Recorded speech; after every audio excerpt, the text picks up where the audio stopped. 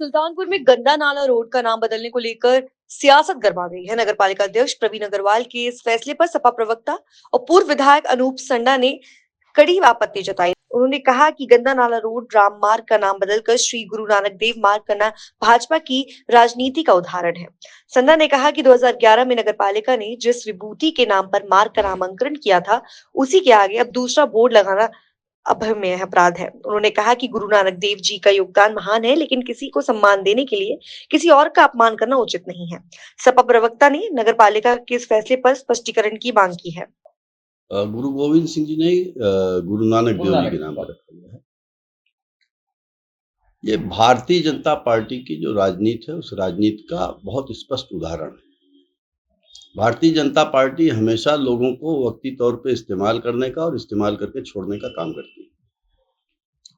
मेरा मानना है और मैंने कहीं कहा भी इस बात को कि किसी को सम्मान देने के लिए किसी का अपमान करना आवश्यक नहीं होता।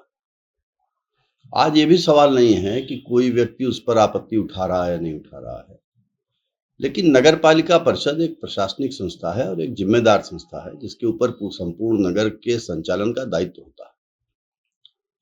और 2011 में जो नगर पालिका परिषद किसी विभूति के नाम का मार्ग के पत्थर का नवीकरण कराती है, वही नगर पालिका 14 साल बाद उसी पत्थर के आगे कोई दूसरा बोर्ड लगाती है। मुझे लगता है, मेरी दृष्टि में ये एक अक्षम्य अपराध है।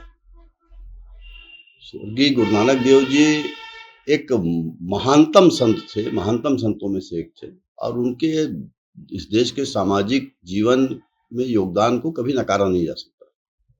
ये बहुत बड़ी बड़ी चीजें थी जो गुरु नानक देव जी के नाम पे की जा सकती थी। किसी एक वैश्य समाज के व्यक्ति का नाम हटा करके और दूसरे मार्ग का नवीकरण करना, मुझे लगता है तो गुरु नानक देव जी का भी अपमान है। किसी का स्थानापन्न बने गुरु नानक देव जी, ये मेरी दृष्टि में उचित नहीं है। नगरपालिका परिषद के इस कदम की मैं कठोर निंदा करता हूं और मेरा मानना है कि इसके बारे में नगरपालिका परिषद को अपनी पूरी सफाई जारी करनी चाहिए और ये बताना चाहिए कि किन परिस्थितियों में उन्होंने ऐसा किया।